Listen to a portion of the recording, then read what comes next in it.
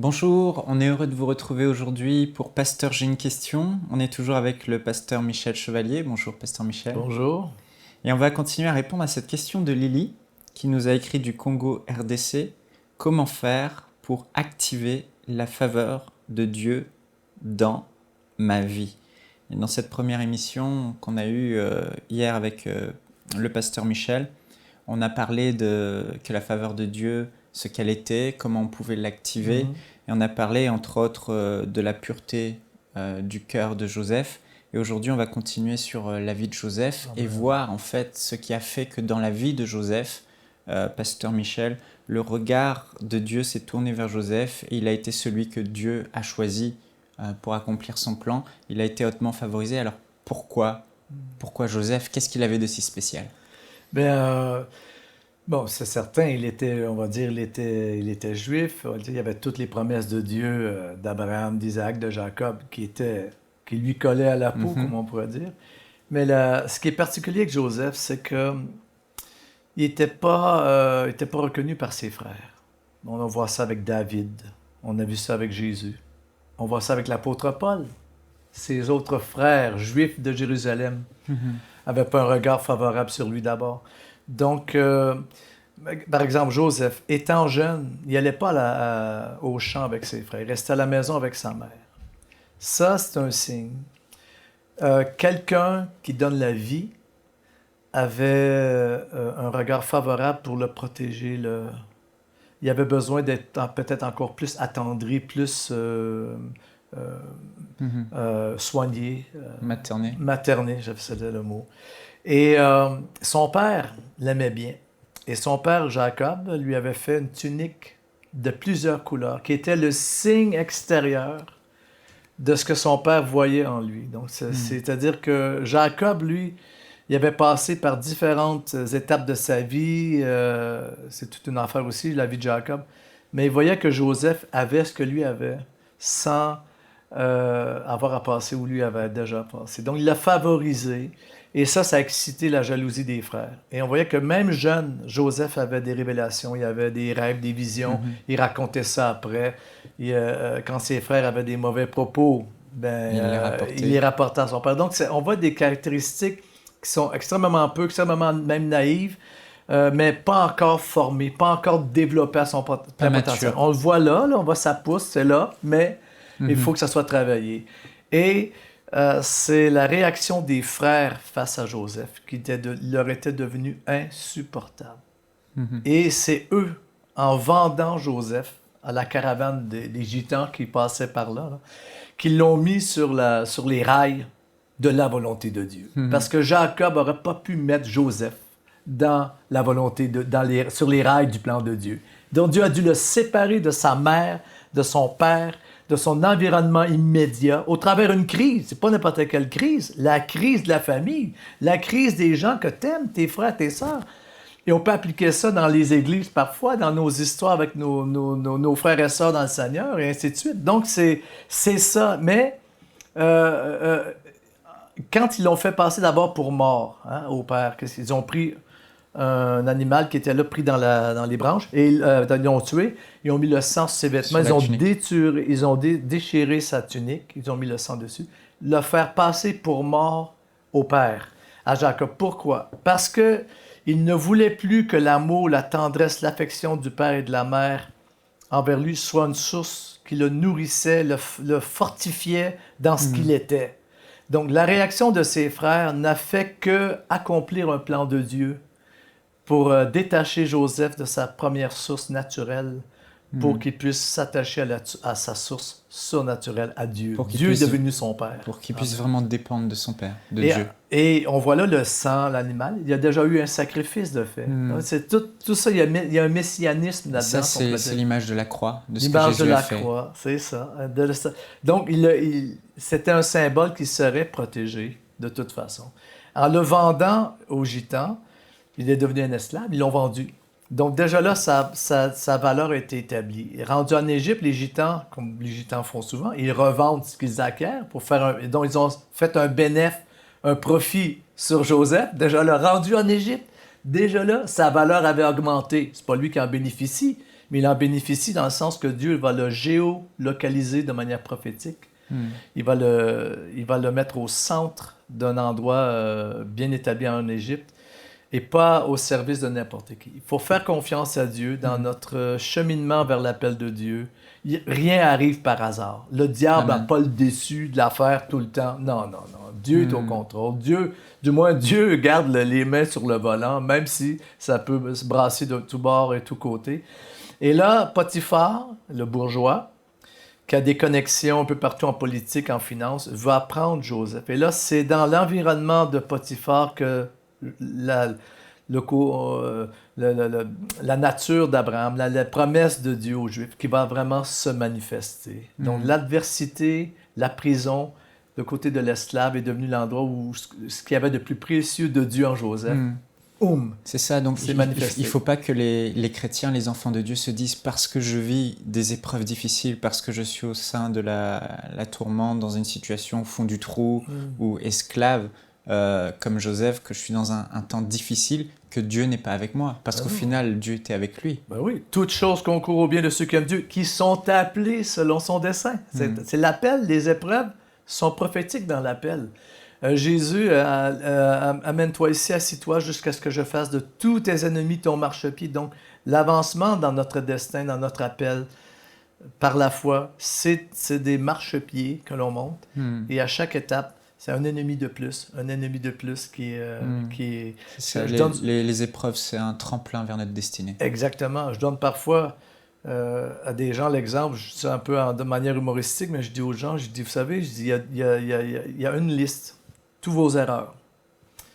Et le diable, il regarde à votre liste d'erreurs, d'épreuves, puis il dit, oh, une de plus, une de plus, une de plus. Mais lui, Dieu, il prend la liste, il la tourne à l'envers, puis il dit une de moins, une de moins, une de moins. Amen. Alors, plus Joseph a été éprouvé, plus c'était des épreuves de moins qui ne reviendraient plus jamais. C'était, s'il passait le cap, il se qualifiait pour l'étape suivante. Et c'était que ça avec Joseph. Donc, rendu en Égypte avec Potiphar, un esclave, il a monté au plus haut de sa condition d'esclave. Il est devenu chef de toutes les entreprises de Potiphar. Et même, il était même revêtu d'une tunique. Donc, il était recouvert à nouveau. On ne manquera jamais de couverture spirituelle, de couverture de protection. Il y a toujours quelque chose en nous qui va se refléter autour de nous, qui va être le signe qu'on peut aller au maximum de notre saison présente pour être prêt pour la saison suivante.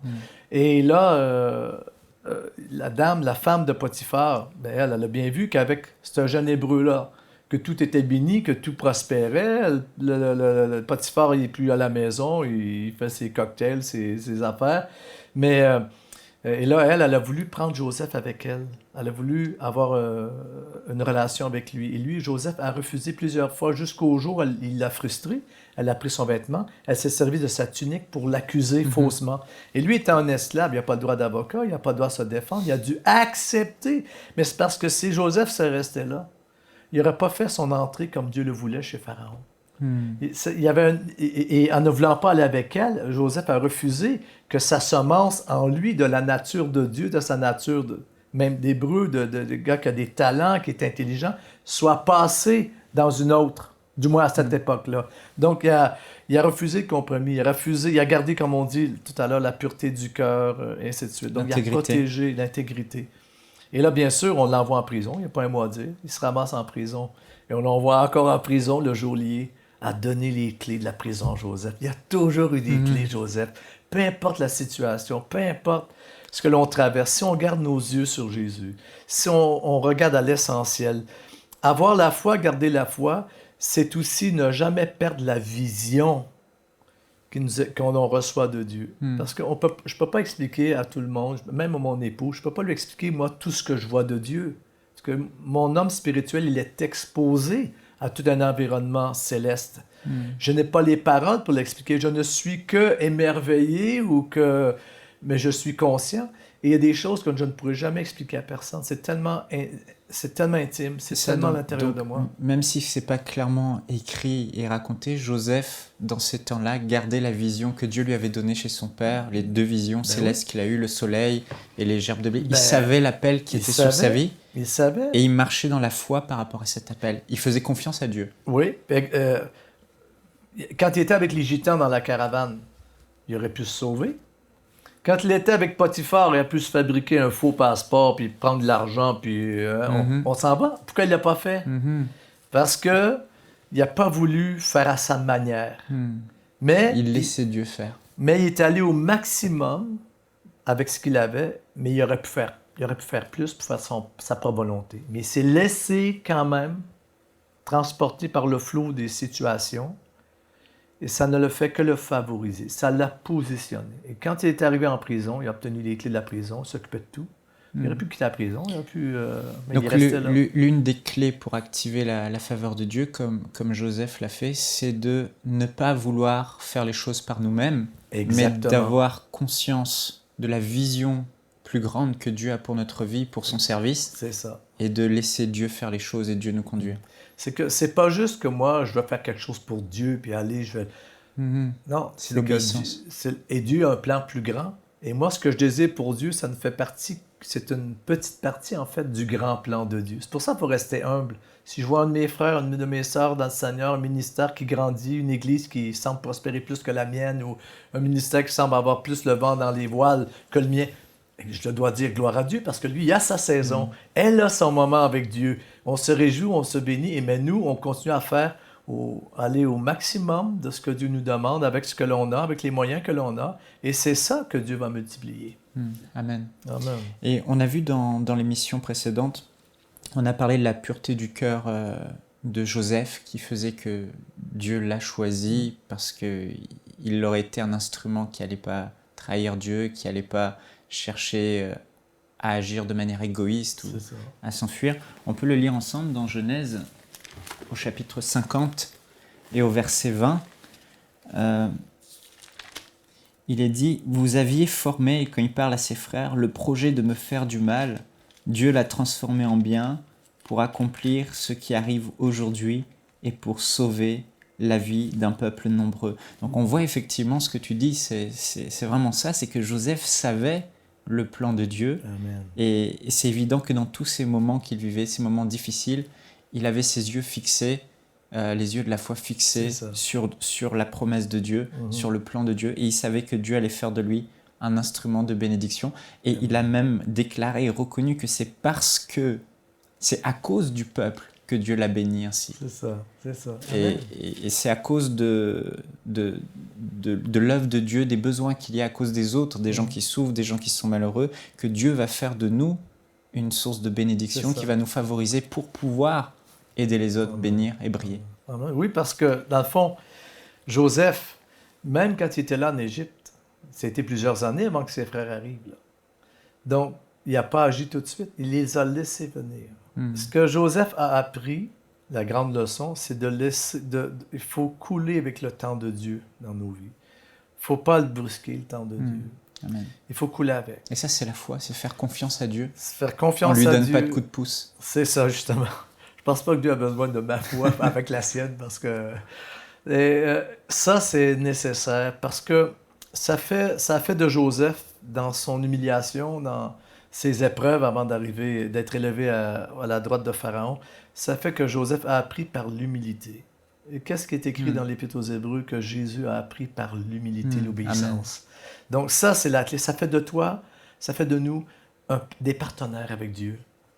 Des gens qui collaborent avec Dieu. Amen. Et ça nous assure tout ou tard la promotion. Et Joseph, il savait connaître le temps.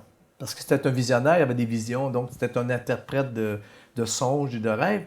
Donc on voit que c'est quelqu'un qui connaissait les temps. Donc il savait que les temps invisibles, les temps de Dieu, ne sont pas toujours égaux avec les temps des hommes. Mais si on garde les yeux sur le royaume de Dieu, on va forcer le temps naturel à se mettre en diapason avec les temps de Dieu. Il faut que le kairos, faut que le chronos s'ajuste avec le kairos et non pas le contraire. Alors que les chrétiens, dans les épreuves, vont laisser les choses naturelles influencer leur vie spirituelle. Mais c'est le contraire.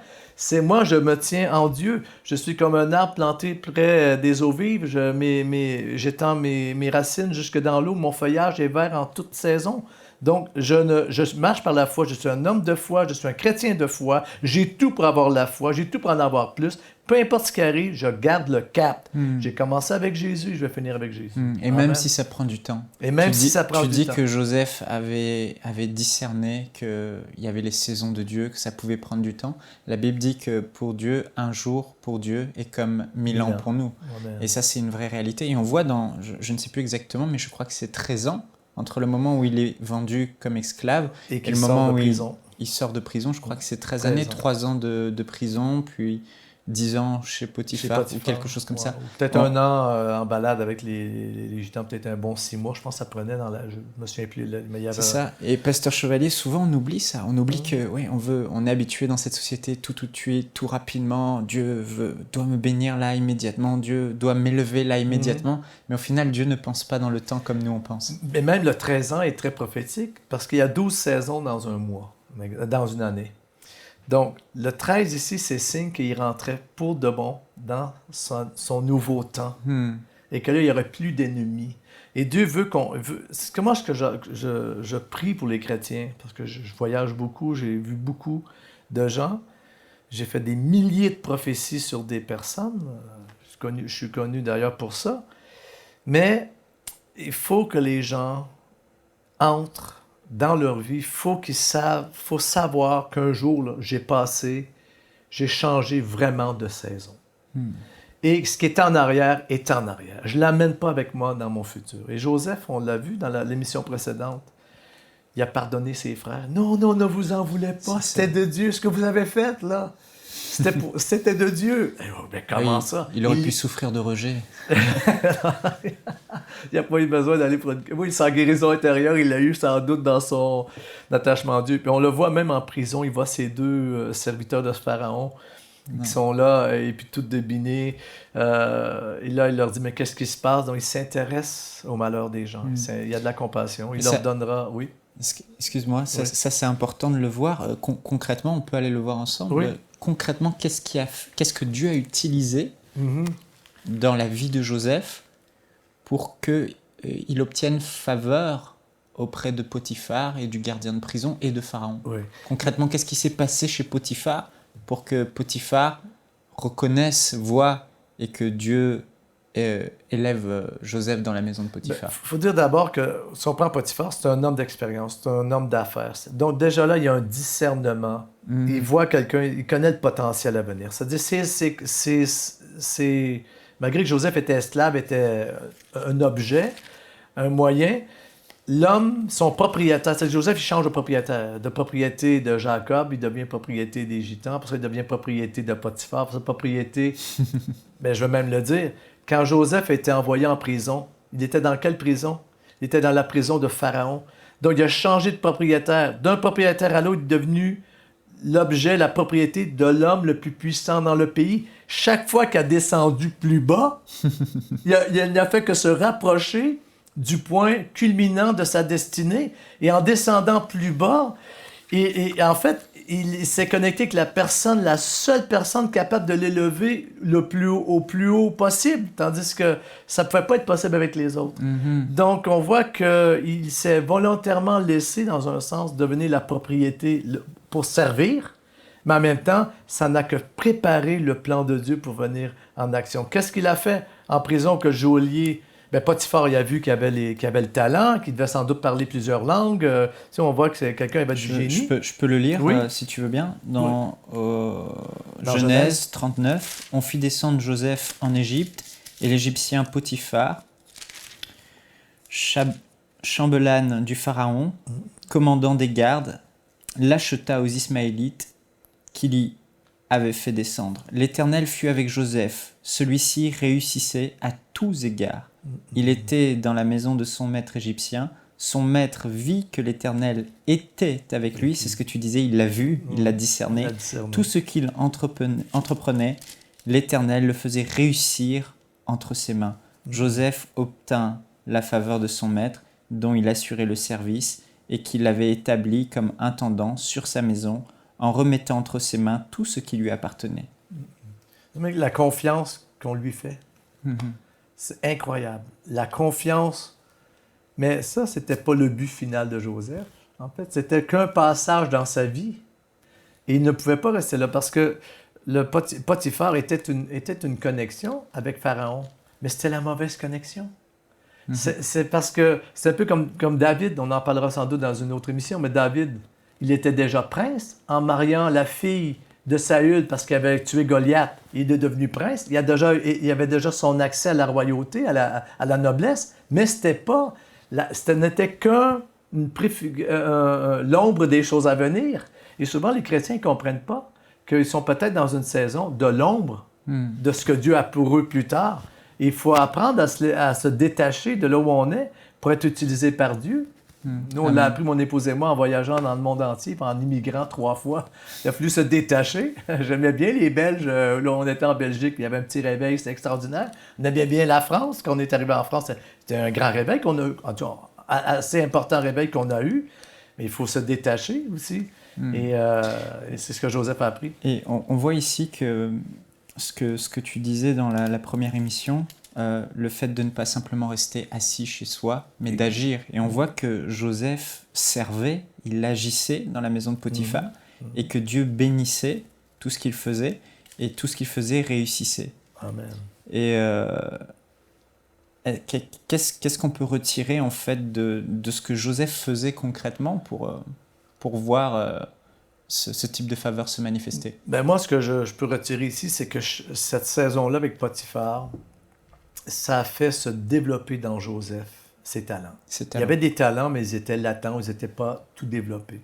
C'est Potiphar, c'est la saison chez Potiphar qui a forcé les talents de Dieu à se manifester. Et pourtant, je vous dis, il était esclave. Il était lié, mais il est arrivé au maximum de sa condition, chef de tous les esclaves, chef de l'entreprise.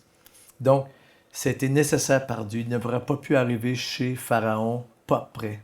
C'est-à-dire que si Joseph était là chez Potiphar et qu'il se contentait de faire le minimum, qu'il se contentait de faire ce qu'on lui disait et qu'il ne donnait pas le meilleur de ce qu'il avait reçu, il n'aurait pas été élevé comme ça. Oui, il aurait peut-être accepté l'offre de la maîtresse, ça aurait été un désastre sa vie, puis qui sait ce que ça serait aujourd'hui. Wow. Donc, et là, il y a eu une trahison, une fausse accusation. D'ailleurs, mon père spirituel, un de mes pères spirituels dit toujours, les fausses accusations, quand vous êtes faussement accusé, vous êtes à 72 heures d'une promotion énorme. Il fait référence à Jésus, faussement accusé. On le lit, et 3 jours plus tard, il ressuscite. Donc, c'était un peu ça aussi. Il était faussement accusé, pas pu se défendre. Là, il s'est ramassé en prison. Mais là, en prison, il devenait la propriété, plus de Potiphar, mais de Pharaon. Et ça a pris toujours, même en prison. Il a été au maximum de ses talents.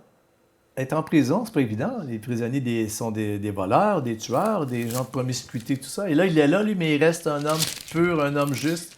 Et il va avoir ces 2 serviteurs de Pharaon qui sont là. Et là, il se reproduit la même chose. L'Éternel fut, au verset 21 du chapitre 39, l'Éternel fut avec Joseph et il étendit sur lui sa bienveillance. Alléluia. Il lui fit obtenir la faveur du chef de la prison. Le chef de la prison confia à Joseph tous les prisonniers qui étaient dans la prison et tout ce qui s'y faisait passait par lui. Le chef de la prison ne supervisait rien de ce que Joseph avait en main parce que, c'est écrit parce que l'Éternel était avec lui et l'Éternel faisait réussir ce qu'il faisait. Oui, et ma traduction dit toutes ces entreprises. Donc, il était un chef d'entreprise de prison. C'est ça, donc tu dis qu'il avait des talents, que ses talents étaient maximisés, qu'il a agi avec ses talents, qu'il a servi les autres. D'accord, mais les chrétiens qui nous écoutent aujourd'hui, ils peuvent se dire, oui, mais moi, j'ai pas les talents que Joseph avait. Moi, ce que je veux, je conçois bien, pasteur Michel, que si Dieu dépose en nous les talents qui étaient en Joseph, l'habileté qui était en Joseph et que tout ce qu'on touche réussit, c'est sûr que la faveur va se manifester. Mais la grande question, c'est ceux qui n'ont pas les talents de Joseph, comment la voir? Dans les 2 cas, et même le 3e cas avec Pharaon, on le voit, l'Éternel fut avec lui. Si j'ai Dieu dans ma vie et que je développe une relation avec la personne du Saint-Esprit, tout ce que j'ai besoin est déjà en moi. Amen. C'est en moi et ça va se manifester. Moi, j'ai découvert là, il y a 3 ans là, que j'avais un talent. Je ne dirais pas lequel. J'avais un talent avec mes mains que j'avais soupçonné. Je pensais que je n'étais pas bon là-dedans. Et je me suis découvert un talent. Je ne pensais jamais que je l'avais. J'ai rencontré quelqu'un à 60 ans. Je crois que la dame est devenue artiste peintre, fait des tableaux célèbres. Elle n'avait jamais peint de sa vie. Pourtant, c'était en elle. Wow. Donc, Dieu, là, le talent. On a tous reçu des talents. On a tous reçu des talents. On en a reçu plus qu'on ne pourra jamais tous les développer. J'ai tout pleinement en Jésus. J'ai tout pleinement en lui. La plénitude de Dieu, etc. Il nous a donné tout ce qui contribue à la vie, à la piété. Amen. Et à celui qui peut faire par sa force, sa puissance qui agit en nous, infiniment au-delà de tout ce qu'on demande ou pense. Amen. Donc, tout est là. Moi, je pense que la clé de Joseph et la clé du croyant aujourd'hui, c'est comme l'apôtre Paul prie, je prie que le Père vous donne, vous accorde. C'est-à-dire que ça se mérite dans un certain sens. Il y a des choses qu'il faut faire pour l'avoir plus, mais il dit, il vous donne un esprit de sagesse, donc du savoir-faire, et de révélation, qu'il illumine les yeux de votre cœur. C'est quoi les yeux du cœur? En grec, c'est l'hippocampus. C'est le centre de là où tu imagines toutes choses. Et c'est là que cet esprit travaille. Amen. Ne pas perdre l'inspiration, ne pas perdre l'imagination qui vient, parce que c'est ce que Dieu nous a donné. Et ça découle de l'intimité qu'on a avec Dieu. C'est la clé. Donc Joseph était un homme intime de Dieu. Ben, on le voit, c'est parce que si tu es sensible aux gens, il était sensible, il a vu les gens qui s'occupaient des prisonniers quand même, et si on est sensible aux gens, forcément on est sensible à Dieu. Si on est sensible au cœur des gens, on est sensible au cœur de Dieu. Si je développe ma vie personnelle en sensibilité à la personne du Saint-Esprit, je favoriserai en moi tout ce que le Saint-Esprit est, tout ce que Jésus est, et je deviendrai, il sera au travers moi, me faisant de moi un instrument pour bénir les autres. C'est ça, parce qu'on voit effectivement que les capacités que Joseph avait ne venaient pas de lui, mais elles venaient de Dieu. De Dieu. Les talents venaient de Dieu, les dons spirituels venaient de Dieu. C'est ça qui l'a élevé. Il était sans doute naturellement favorisé en sens par le contexte de son éducation avec ses parents, mais c'était pas suffisant. C'est pour ça que Dieu l'a déconnecté de Jacob et de sa mère pour l'emmener sur un terrain où il n'y avait que Dieu qui pouvait agir. Waouh. Amen. Gloire à Dieu. Frères et sœurs, vous qui nous suivez, vraiment, la vie de Joseph est vraiment inspirante. On pourrait encore parler de lui pendant longtemps. Et on a vraiment été bénis par ce que le pasteur Michel nous a partagé. Déjà, on voit que Joseph était un homme qui marchait par la foi, parce qu'il gardait cette vision et ce rêve que Dieu avait pour lui, et à savoir que Dieu allait l'utiliser pour faire de lui un sauveur pour son peuple. Il le savait. Et il faisait confiance à Dieu, il n'a pas essayé de forcer les choses, pas essayé de trouver d'autres solutions, il a laissé Dieu le conduire et il dépendait de Dieu entièrement, il a mis sa confiance en Dieu. On voit que Joseph était un homme avec la pureté du cœur, comme on l'a dit, un cœur humble, un cœur qui pardonne. On a vu qu'il était un homme plein d'intégrité face à la femme de Potiphar. On a vu que c'était un homme qui était actif aussi, qui ne s'est pas contenté de rester tranquillement là, mais qu'il a manifesté, il a agi sur les talents que Dieu lui avait donnés, il a commencé à servir les autres. Et je veux vous encourager aujourd'hui, quelle que soit la situation où vous êtes, quel que soit le trou dans lequel vous êtes, quelles que soient les difficultés par lesquelles vous passez, soyons comme Joseph. Dieu a mis en nous son esprit, et comme on en a parlé, c'est important vraiment d'avoir cette relation intime avec l'Esprit de Dieu, avec votre Père Céleste, et de dépendre de lui, de puiser en lui toute la force, toute la puissance qu'il faut, la puissance du Saint-Esprit, pour que tout ce qu'il a mis en vous soit réveillé autour de vous. Et alors, ces hommes qui sont élevés dans votre entourage, comme pour Joseph, vont voir la main de Dieu sur vous, et la promotion et la faveur de Dieu va s'activer dans votre vie. Alors soyez richement bénis. On va parler dans notre prochaine émission avec le pasteur Michel de la vie de David et de voir ce qu'on peut tirer de la vie de David. Qu'est-ce qui a fait que le roi David a été favorisé? Qu'est-ce qui a fait que dans sa vie, il a activé la faveur de Dieu? On vous dit à bientôt. Soyez bénis. Nous espérons que cette émission vous a bénis. Si vous aussi vous avez une question biblique sans réponse, envoyez-la nous par email à pasteurj'aiunequestion@enseigne-moi.com.